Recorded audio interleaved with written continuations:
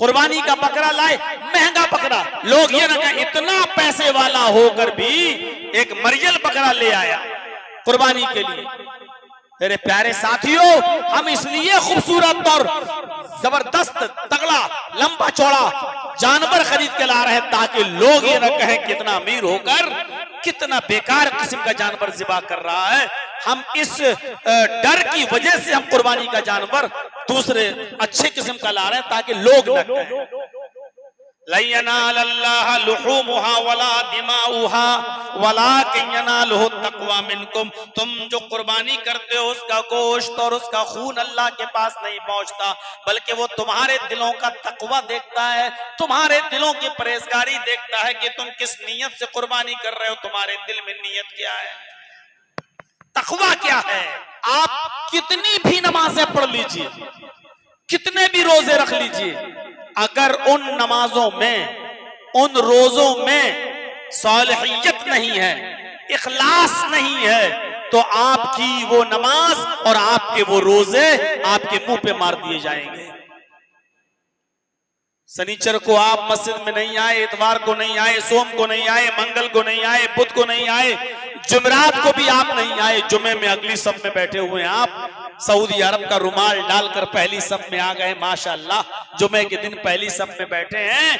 लेकिन जुमे के दिन नमाज पढ़ने आए भी तो ये सोच के आए कि यार जुमे की नमाज भी अगर नहीं पढ़ेंगे तो मोहल्ले वाले ये कहेंगे कि देखो कितना कमीना इंसान है, जुमे तक की नमाज नहीं पढ़ता, अरे कितना बड़ा पाखंडी है, जुमे तक की नमाज नहीं पढ़ता। मेरे भाइयों, आपने जुमा पढ़ा जरूर है लेकिन आपका कबूल नहीं होगा, क्योंकि इस जुमे के दिन की नमाज में भी इखलास नहीं था, नेक नियति नहीं थी। आपने जुमे की नमाज तो पढ़ी है, अमल तो किया है, लेकिन अमले सवाले नहीं किया। ऐसी नमाज को अल्लाह मुंह पे मार देगा। इसीलिए अल्लाह रब्बुल आलमीन ने फरमाया ईमान भी जरूरी है और अमले सवाले भी जरूरी है। आप नमाज पढ़ें लेकिन अल्लाह रब्बुल आलमीन की रजा के लिए, खुशनुदी के लिए, उसको राजी करने के लिए। अगर आपने इसलिए नमाज पढ़ी कि लोग ये ना कहें कि देखो हाजी हज करके आया है फिर भी नमाज नहीं पढ़ता, तो आप आ गए नमाज पढ़ने इसलिए कि लोग ये ना कहें कि देखो मौलाना होके नमाज नहीं पढ़ता, हाफिज होके नमाज नहीं पढ़ता, आप इसलिए मस्जिद में आ रहे हैं ताकि लोग ये ना कहें। तो ऐसी नमाज के बारे में अल्लाह के नबी ने फरमाया मन सल्ला युराई फक़द अशरक, जिसने दूसरों को दिखाने के लिए इबादत की, दूसरों को दिखाने के लिए नमाज पढ़ी, उसने शिर्क किया। यही नमाज अब शिर्क हो गई। जो हम रुकू कर रहे हैं, सजदा कर रहे हैं, ये अल्लाह के सामने नहीं हो रहा है, ये गांव वालों के सामने और मोहल्ले वालों के सामने हो रहा है, क्योंकि हमारी नीयत ये है कि लोग ये न कहें, हमारी नीयत ये है कि लोग ये बातें हमें ना सुनाएं, लोग ये ना कहें देखो हाजियों की नमाज नहीं पढ़ता, हज कराया फिर भी नमाज की तौफीक नहीं हो रही, देखो जुमे तक की नमाज नहीं पढ़ता, इसलिए हम नमाज पढ़ने के लिए चले आए। अल्लाह रब्बुल आलमीन ने कसम खाई है, वल असर, जमाने की कसम। और यहां एक नुक्ता याद रखिएगा कि अल्लाह ताला को इख्तियार है, वो किसी चीज की कसम खा सकता है, लेकिन बंदों को इख्तियार नहीं है कि वो जिसकी कसम खाना चाहें वो कसम खा लें। पहली बात तो कसम खाना नहीं चाहिए, उजलत नहीं करनी चाहिए, जल्दबाजी नहीं करनी चाहिए कसम खाने में, और अगर हालात नागुज़ेर हों, कसम खाना ज़रूरी हो, तो ऐसी सूरत में वो अल्लाह की कसम खा सकता है, लेकिन अल्लाह के अलावा किसी गैर की कसम खाना जायज़ नहीं, बल्कि गैरुल्लाह की कसम खाने को शिर्क करार दिया है। बुखारी शरीफ की रिवायत के मुताबिक अल्लाह के नबी ने फरमाया कि मन हलफ़ लिग़ैरिल्लाहि फ़क़द अशरक, जिसने अल्लाह के अलावा किसी गैर की कसम खाई उसने शिर्क किया।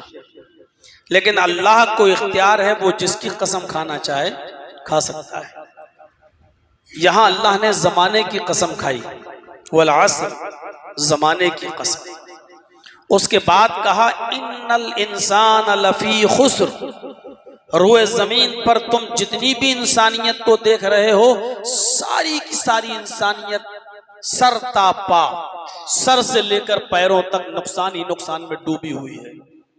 पूरी इंसानियत नुकसान में है।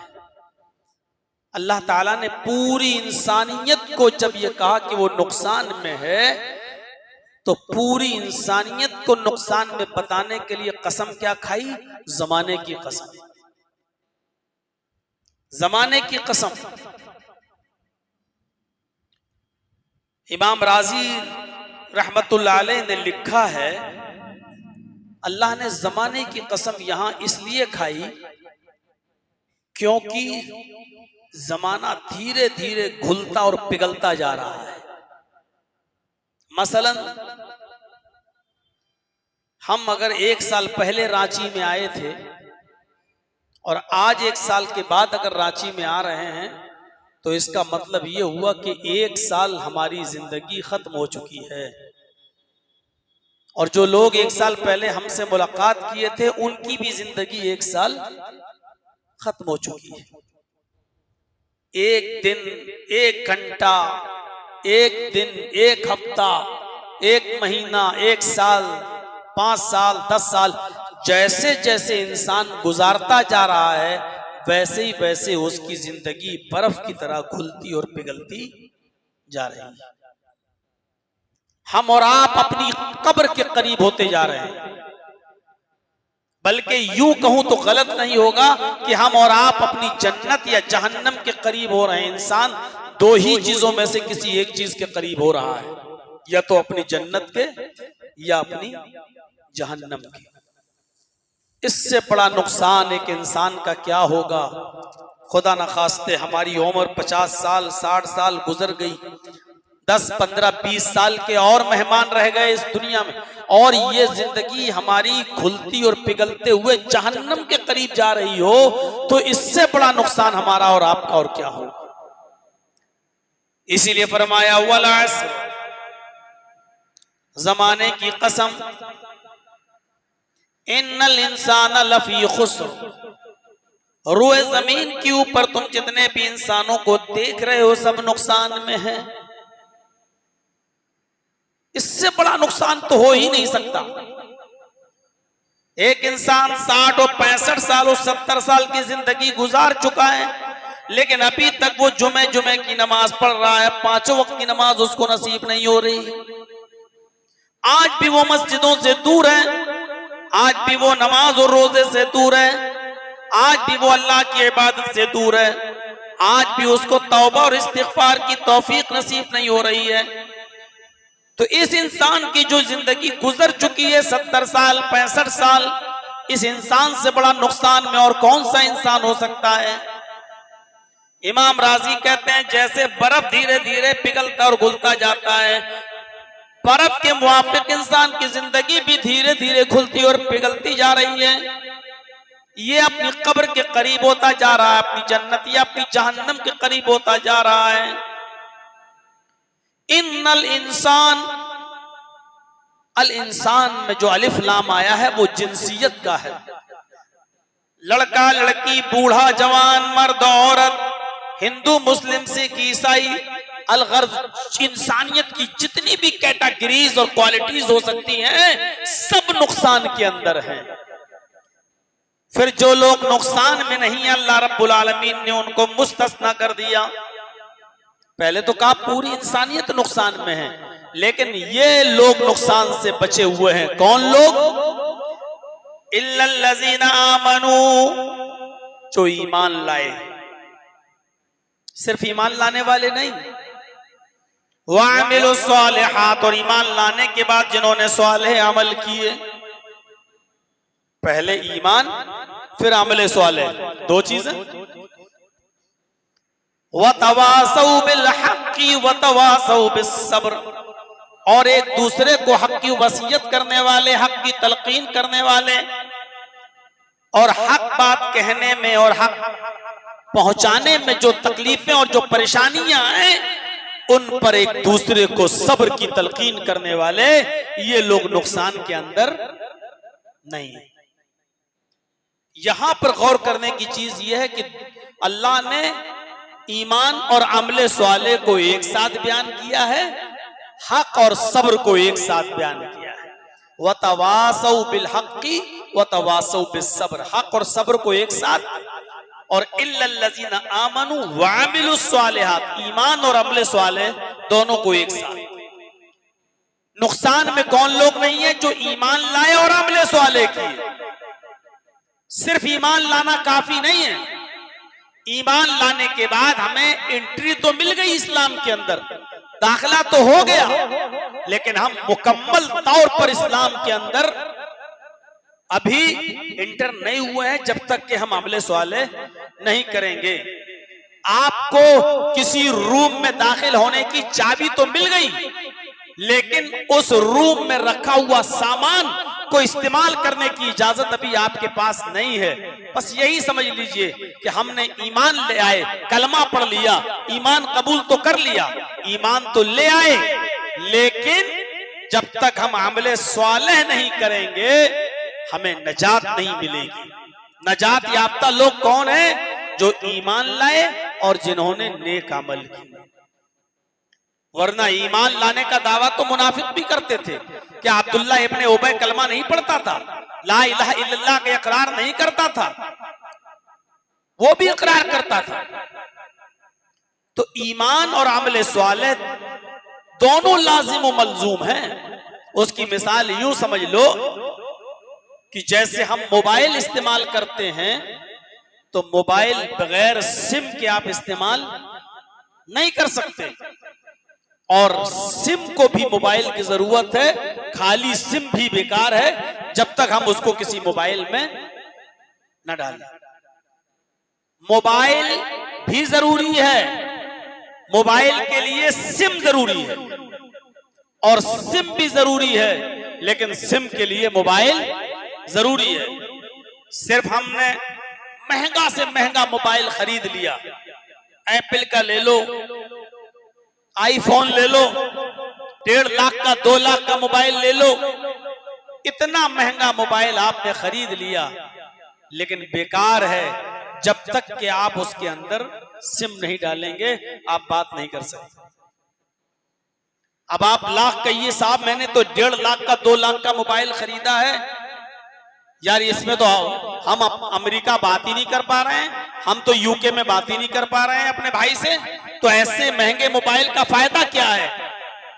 कहा जाता है आपसे कि उसमें सिम तो डालिए जनाब। जब तक सिम नहीं होगी, और सिम भी नहीं, जब तक उस सिम में बैलेंस नहीं होगा आप बात नहीं कर सकते। अब आप लाख कहिए तो फिर ऐसे मोबाइल का क्या फायदा जनाब? जब हमने 1 लाख 1.5 लाख का मोबाइल लिया, उसके बावजूद सिम डालना पड़ रही है, तो ऐसे मोबाइल का क्या फायदा? आपकी बात बिल्कुल बेमकसद है, बेमाना है। आप महंगा से महंगा मोबाइल खरीद लीजिए, लेकिन उसके लिए सिम होना जरूरी है। बगैर सिम के आपका वो मोबाइल बेकार है। अब आप सिम ले लीजिए, सिम भले ही आप 20 रुपए में ले लीजिए, 50 रुपए की ले लीजिए, लेकिन अगर उसके अंदर पर्याप्त बैलेंस नहीं है, 150, 200, 500 रुपए, 1000 रुपए जब तक उसमें पड़े हुए नहीं है आप बात नहीं कर सकते। लेकिन खाली सिम, और उसमें आपने 5000 का बैलेंस भर लिया, 10,000 रुपए का बैलेंस भर लिया, तब भी वो बेकार है। आप सिम को कान में लगा के हेलो हेलो करिए, आवाज नहीं जाएगी। अब आप कहिए साहब मैंने तो इसमें बैलेंस पड़वाया है, लेकिन आपकी सिम भी बेकार है, चाहे उसमें 10,000 का बैलेंस क्यों ना हो। जब तक उस सिम को मोबाइल में आप नहीं डालेंगे, सिम काम नहीं करेगी, आपकी बात नहीं होगी। आप समझ लिए ना, मोबाइल के लिए सिम जरूरी है और सिम के लिए मोबाइल जरूरी है। सिर्फ मोबाइल है, सिम नहीं तो बेकार। सिर्फ सिम कार्ड है लेकिन मोबाइल नहीं तो बेकार। इसी तरीके से अल्लाह रब्बुल आलमीन ने फरमाया इल्लल्लज़ीना आमनू व अमिलुस स्वालिहात, जो ईमान लाए और जिन्होंने नेक अमल किए। ईमान भी जरूरी है और अमल स्वालिह भी जरूरी है। आप कुरान पढ़ जाइए, अल्लाह ने जहां पर भी अमल करने का हुक्म दिया है वहां अमल स्वालिह का भी हुक्म दिया है। अमल स्वालिह, अब एक चीज और समझने की कोशिश कीजिएगा, अल्लाह ने अमल करने के लिए भी नहीं कहा, ये नहीं कहा ईमान लाओ और अमल करो, नहीं, अमले स्वाले आप कितनी भी नमाजें पढ़ लीजिए, कितने भी रोजे रख लीजिए, अगर उन नमाजों में, उन रोजों में सालिहियत नहीं है, इखलास नहीं है, तो आपकी वो नमाज और आपके वो रोजे आपके मुंह पे मार दिए जाएंगे। तो इल्लल्लज़ीना आमनू व अमिलु स्वालिहात, ईमान भी जरूरी है और अमले स्वालिह भी जरूरी है। अल्लाह को अमल पसंद नहीं है, अल्लाह को अमले स्वालिह पसंद है। वो अमल पसंद है जो सिर्फ अल्लाह की रजामंदी और अल्लाह की खुशनुदी के लिए किया जाए। इन्नल्लाह ला यंजुरु इला शामिकुम वला इला सुवरिकुम वलाकिन यंजुरु इला कुलूबिकुम। अल्लाह रब्बुल आलमीन तुम्हारे जिस्मों की तरफ नहीं देखता कि तुम कितने बॉडी बिल्डर हो, कितने तंदुरुस्त हो, तुम्हारी शक्लों की तरफ भी नहीं देखता कि तुम कितने हैंडसम हो, कितने खूबसूरत हो। अल्लाह नहीं देखता तुम्हारे जिस्मों की तरफ, अल्लाह नहीं देखता तुम्हारी शक्लों सूरतों की तरफ। वलाकिन यंजुरु इला कुलूबिकुम, वो तुम्हारे दिलों की तरफ देखता है कि तुम्हारे दिलों में तकवा कितना है, तुम्हारे दिलों में परहेजगारी कितनी है, तुम्हारे दिलों में अल्लाह का खौफ कितना है, किस नीयत से और किस कंडीशन में तुम अल्लाह की इबादत कर रहे हो। अल्लाह इबादत की कंडीशन को देखता है। गए रुकू कर लिया, सजदा, उसको झुकाना और रुकू कर ये पसंद थोड़ी, वो ये देखना चाहता है कि इस रुकू और सजदे में खुलूस कितना है, ये देखना चाहता है कि इखलास कितना है। इखलास, ये चीज याद रखिएगा। इल्लल्लज़ीना आमनू, ईमान का दावा तो सब कर लेंगे, सबसे पूछो, सबका माशाअल्लाह मैं मोमिन हूं, और फिर हालात पर नजर डालिए। वला तहिनु वला तहज़नु व अंतुमुल अलौना इन कुंतुम मोमिनीन। अल्लाह ने मोमिनों से तो ये वादा किया कि मोमिनो तुम गम ना करो, मोमिनो तुम परेशान ना हो जाओ, मोमिनो तुम मायूस ना हो जाओ, तुम्हें दुख और गम करने की जरूरत नहीं, तुम ही साहिब हुकूमत रहोगे। वो अंतुमुल अलौन, तुम ही सबसे बुलंद रहोगे, तुम्हें हुकूमत तुम्हारे कदम चूमेगी, तुम्ही को इज्जत मिलेगी, तुम्ही को सरबुलंदी मिलेगी। इन कुंतुम मोमिनीन, अगर तुम मोमिन हो तो हमें इज्जत मिल रही है, हमें बुलंदी मिल रही है। कहां है इज्जत? आज जो चाहता है तुम्हें रस्सी से बांधकर, दरख्त से बांधकर, पेड़ से बांधकर तुम्हारी लिंचिंग कर देता है, मार देता है। जो चाहता है आज हमारा मजाक उड़ा रहा है, जो चाहता है आज हमारे साथ जैसा सलूक करना चाहता है वैसा कर लेता है। बल्कि मैं तो ये कहूंगा कि कायनात के किसी दौर में मुसलमान इतना जलील, इतना रुस्वा नहीं था जितना आज के इस दौर में मुसलमान जलील है, रुस्वा है। ज़ुरिबत अलैहिम ज़िल्लतु वल मस्कना, कायनात की किसी दौर में इतना जलील नहीं था जितना आज के इस दौर में मुसलमान जलील है। और सिर्फ भारत के अंदर ही नहीं, दुनिया के किसी भी खित्ते में आप चले जाइए, मुझे बता दीजिए कि मुसलमान कहां चैन और सुकून के साथ है। इसका मतलब यह है कि अगर ईमान हमारे अंदर होता तो इज्जत हमारे पास होती। आज इज्जत हमारे पास नहीं है तो इसका मतलब यह है कि ईमान आज हमारे पास नहीं। दावा है हमारा, दावे से क्या होता है? दावा तो मुनाफिक भी करते थे, और हम और आप क्या दावा करेंगे? मुनाफिक दावा करते थे, क्या कहते थे? आलू नशहदु इन्नका लरसूलुल्लाह। मुनाफिक कहते थे, सूरह मुनाफिक पढ़ो, इज़ा जाअकल मुनाफिकून क़ालू नशहद, वो कहते थे, गवाही देते थे मुनाफिक, इन्नका लरसूलुल्लाह, आप तो अल्लाह के रसूल हैं। और दावा कितना मजबूत, इन्ना भी, और इन्ना की खबर पर लाम भी दाखिल है। जो लोग अरबी जानते हैं उनको अच्छी तरीके से मालूम होगा। गौर करो उनका दावा कितना मजबूत था। वो ये नहीं कहते थे आप अल्लाह के रसूल हैं, वो कहते थे इन्नका लरसूलुल्लाह, यकीनन हर हाल में हम दिल की गहराइयों से गवाही देते हैं कि आप अल्लाह के रसूल हैं। जबकि अल्लाह रब्बुल आलमीन ने क्या कहा? वल्लाहु यशहदु इन्नल मुनाफिकीन लकाज़िब। अल्लाह गवाही देता है कि मुनाफिक झूठे हैं। अल्लाह ने भी इन्ना के साथ कहा और इन्ना की खबर पर लाम दाखिल, वल्लाहु यशहदु इन्नल मुनाफिकीन लकाज़िबून। अल्लाह भी गवाही देता है कि मुनाफिक झूठे हैं। गौर करो, हम भी दावा करते हैं कि हम मोमिन हैं, मुनाफिक भी दावा करते थे कि आप अल्लाह के रसूल हैं, लेकिन वो दिल से अल्लाह के रसूल को रसूल नहीं मानते थे। आज हमारे पास भी ईमान दिल से नहीं है, दिल से नहीं है। अभी यहां आए हैं, उंगली से उंगली मिला ली, कदम से कदम मिला लिए, टखने से टखना मिला लिया, कदम से कदम मिला लिया, कांधे से कांधा मिला लिया, नमाज पढ़ ली, चले गए और बस से बाहर निकले तो फिर वही हालत। ना आपका सलाम हमसे, ना हम हमारा सलाम आपसे। मस्जिद से बाहर निकले वही गीबत, वही चुगली, वही बुराई, वही हसद, वही कीना, वही अनाद, वही दुश्मनी हमारे दिलों में। फिर आए किस लिए थे? फिर कदम से कदम क्यों मिलाए थे? टखने से टखना क्यों मिलाए थे? अगर नफरतों की दीवारें नहीं गिरा सके तो फिर मस्जिद में आए क्यों थे? नमाज ही पढ़ना था तो घर पे पढ़ लेते।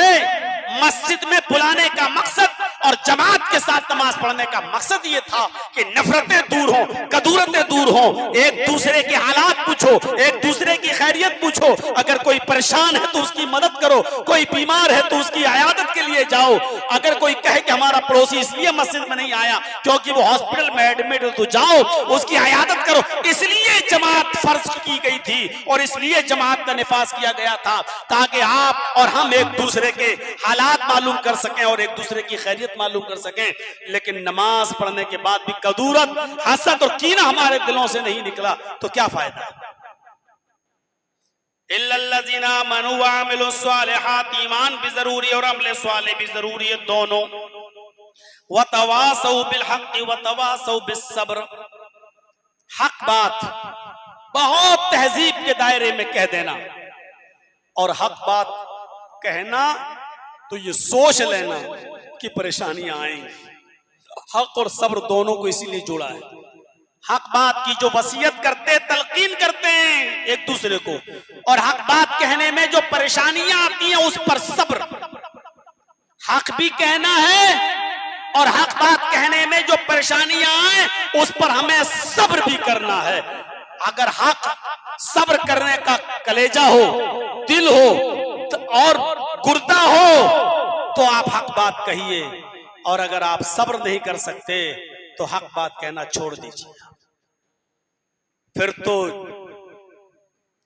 जैसी जिस आदमी को देखो उसके मुंह पे वैसी बात करो, जैसा देश वैसा भेष। फिर आप यह मत कहिए कि मैं हक से मोहब्बत करता हूं। इमामे मालिक रहमतुल्लाह अलैह का वो हक याद करो जब उन्होंने, उनके जमाने में जब बादशाह ने ये कहा था,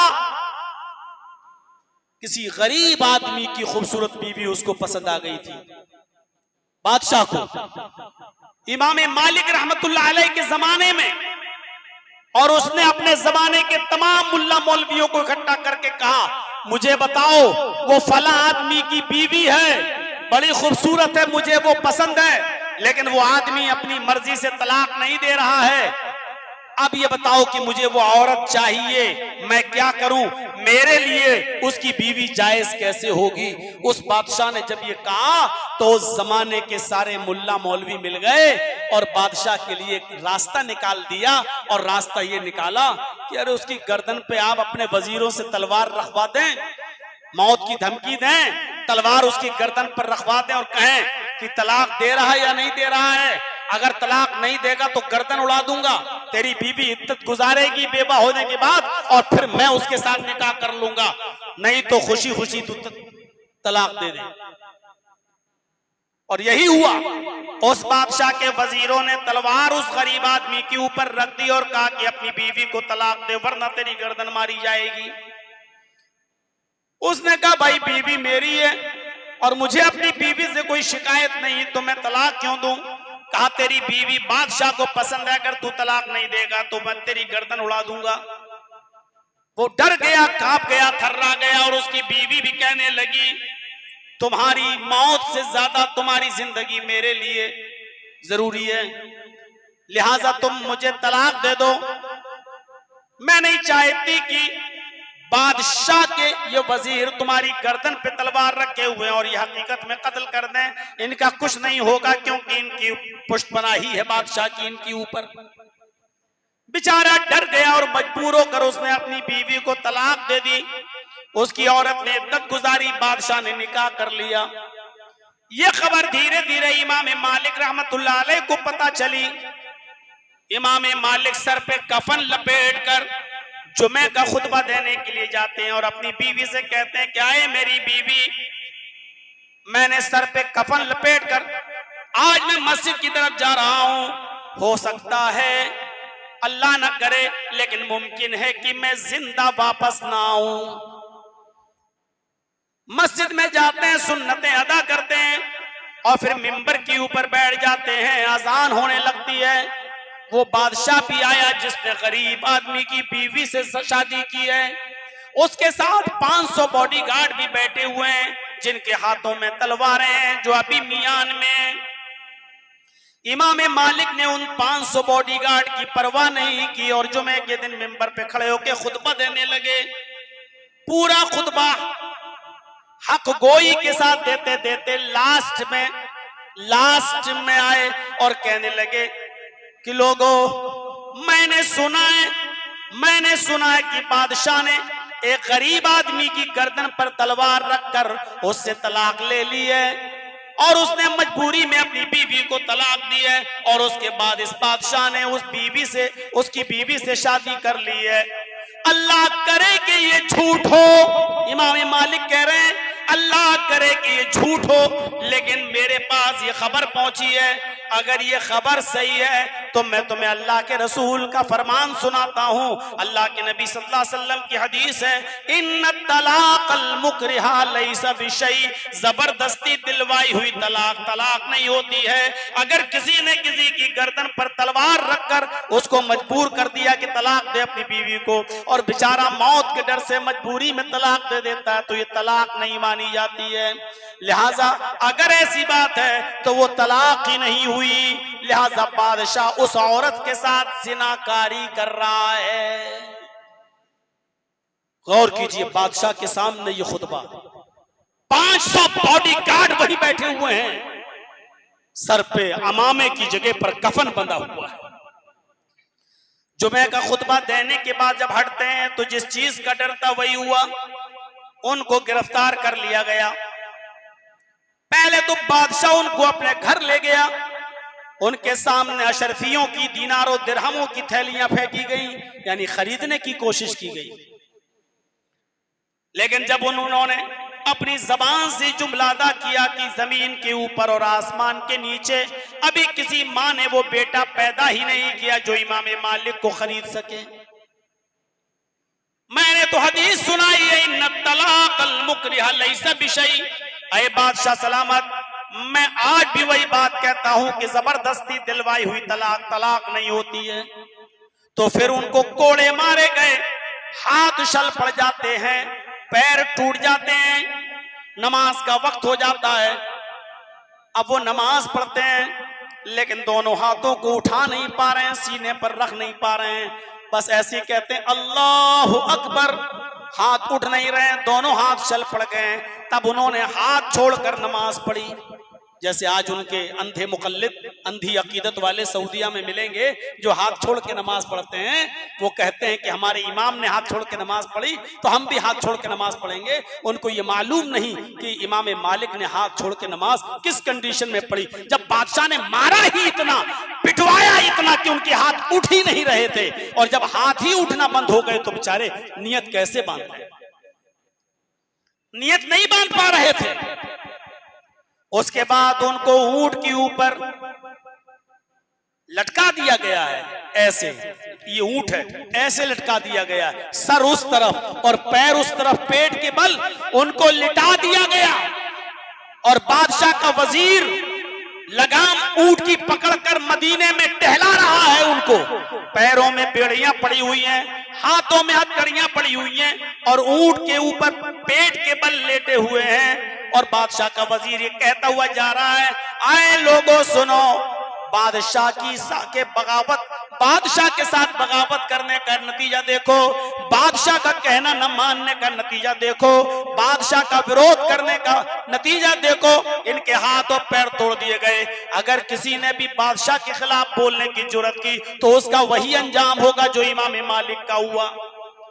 इमाम मालिक भी बुलंद आवाज से उस ऊंट के ऊपर पड़े हुए हैं और क्या कह रहे हैं, आए लोगों, जो मुझे जानता है वो तो जानता ही है कि मैं कौन हूं, और जो नहीं जानता वो सुन ले कि मैं मालिक इब्न अनस हूं। जो जानता है वो तो जानता ही है कि मैं कौन हूं, और जो ना जानता हो वो सुन ले कि मैं मालिक इब्न अनस हूं। और बादशाह की मुखालिफत की वजह से मुझे ये सजा नहीं मिली, मुझे ये सजा मुहम्मदुर रसूलुल्लाह की हदीस सुनाने की वजह से मिली, हक बात बोलने की वजह से मिली। और आज भी इस कंडीशन में भी मैं यही बोलूंगा, इन्ना तलाक़ल मुकरिहा लैसा बिशै, जबरदस्ती दिलवाई हुई तलाक तलाक नहीं होती है। बादशाह जिनाकारी कर रहा है, इस कंडीशन में भी उन्होंने यही हदीस पढ़कर सुनाई कि बादशाह जिनाकारी कर रहा है, जबरदस्ती दिलवाई हुई तलाक तलाक नहीं होती है। ये थी हक बयानी।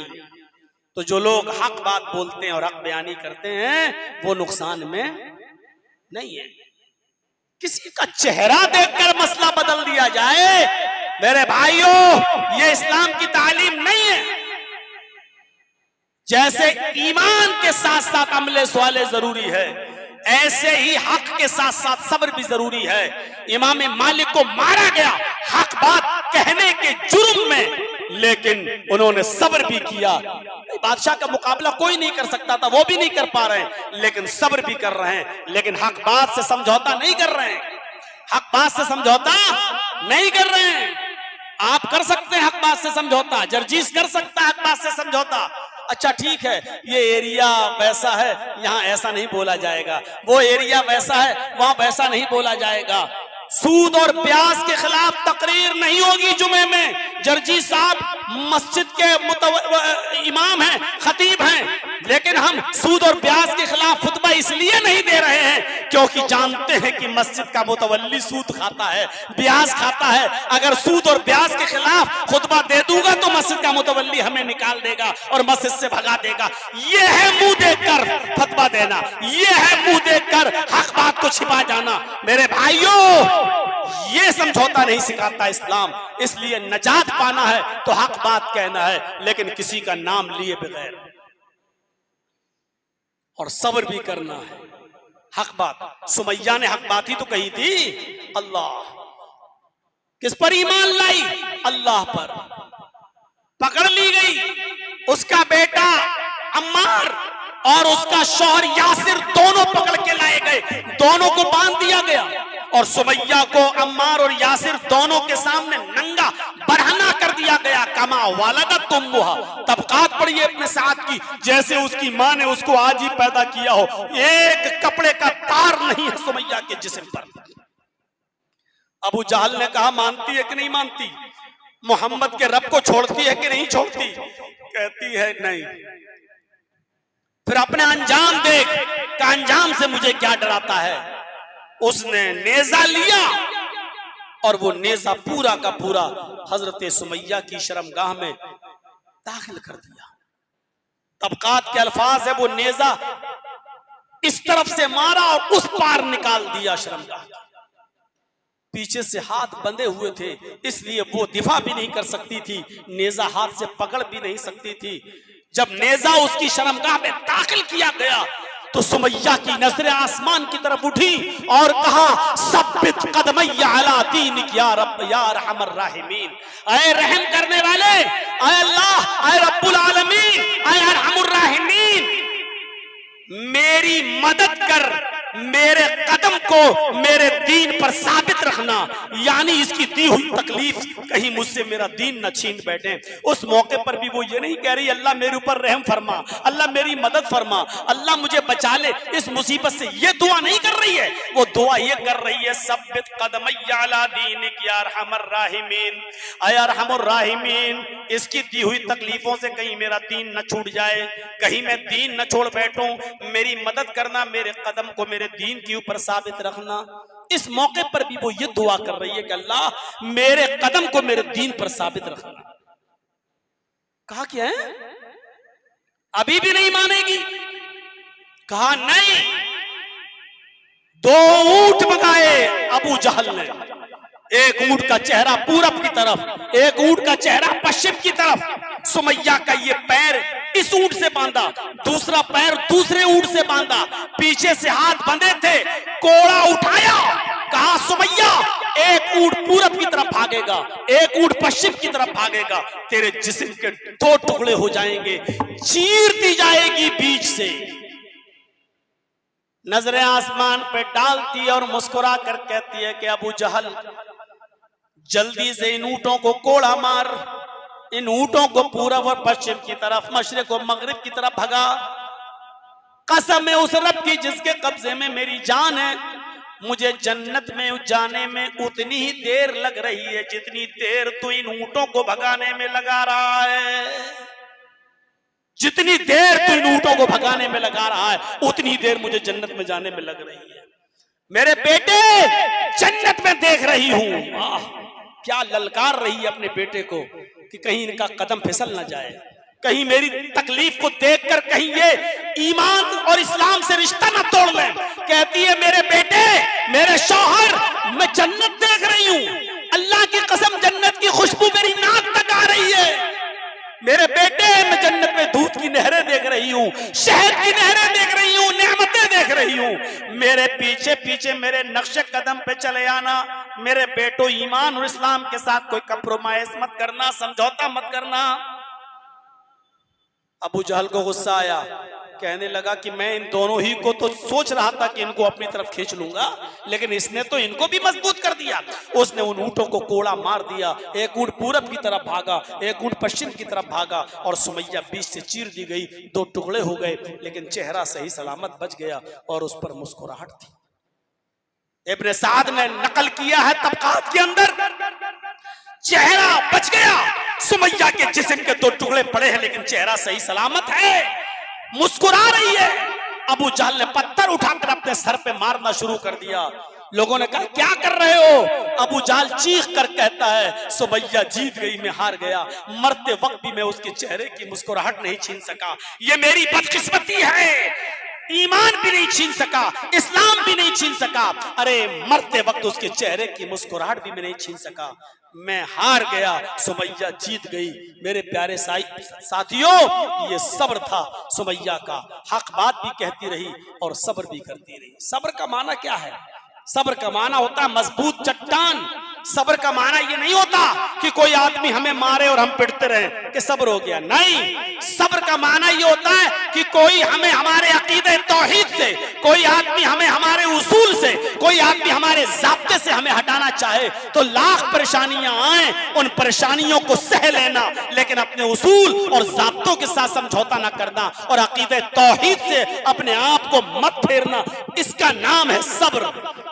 सब्र, सब्र का नाम ये नहीं है कि कोई मारता रहे हम पिटते रहे। सब्र कहते हैं कि कोई आदमी कितनी भी मुसीबतें और परेशानियां हमारे ऊपर डाले लेकिन हमें हमारे अकीदे से न भटका सके और हम अपने अकीदे पर कायम रहें, इसका नाम है सब्र। तो ये था इख्तिसार के साथ दर्स कि ईमान और अमले स्वाले ये 2 चीजें बहुत जरूरी हैं नजात के लिए, और हक और सब्र ये दोनों जरूरी हैं। तो जो लोग नुकसान में नहीं हैं वो लोग कौन हैं? जो ईमान लाए, जिन्होंने अमले स्वाले किए, जिन्होंने हर वक्त हक बात कही और हक बात कहने में जो परेशानी आई उस पर सब्र किए, ये लोग नुकसान में नहीं हैं। हम अल्लाह से दुआ करते हैं कि इलाहुल आलमीन तू हमें उन लोगों में शामिल फरमा दे जो खसारे में नहीं है, जो नुकसान में नहीं है। ऐ अल्लाह, सारी दुनिया नुकसान में है, तू हमें उस नुकसान से निकाल दे। ऐ अल्लाह, हमें मजबूत ईमान अपने अंदर पैदा करने की तौफीक अता फरमा, अमल सालेह की तौफीक अता फरमा। ऐ अल्लाह, हमें हक बात कहने की तौफीक अता फरमा और हक बात कहने में जो परेशानियां आए हम सबको उस पर सब्र करने की तौफीक अता फरमा। वमा अलैना इल्लल बलागुल मुबीन व आखिरु दावाना अनिल हम्दुलिल्लाहि रब्बिल आलमीन। चलते चलते गुजारिश आपसे ये है कि मेरे भाइयों, ये मस्जिद जो खातिमुल अंबिया के नाम से आप जहाँ बैठे हुए हैं और कमेटी इसकी जो बनी हुई है, तो आप इसका ताउन फरमाएं। नीचे का हिस्सा अभी बाकी है, उसको बनना है। जो अल्लाह के नबी सल्लल्लाहु अलैहि वसल्लम ने फरमाया कि मम बना लिल्लाहि मस्जिदन बनल्लाहु लहु बैतन फिल जन्नह, जो दुनिया में अल्लाह के लिए मस्जिद बनाएगा, अल्लाह जन्नत में उसका घर तामीर करेगा, उसका घर बनाएगा। तो आपसे मेरी गुजारिश ये है कि मस्जिद खातिमुल अंबिया के लिए ज़्यादा से ज़्यादा आप ताउन फरमाएं। और अल्लाह से मेरी दुआ है कि बारे इलाह, इस घर को जो तेरे नाम पर बनाया जा रहा है, तू ही इसको पाए तकमील तक पहुँचाएगा। ऐ अल्लाह, तू इसको पाए तकमील तक पहुँचा, और जो लोग इसमें बढ़ चढ़ कर हिस्सा लें उनको इसका पूरा पूरा अजर अजीम अता फरमा। सलामु अलैकुम व रहमतुल्लाहि व बरकातुहू।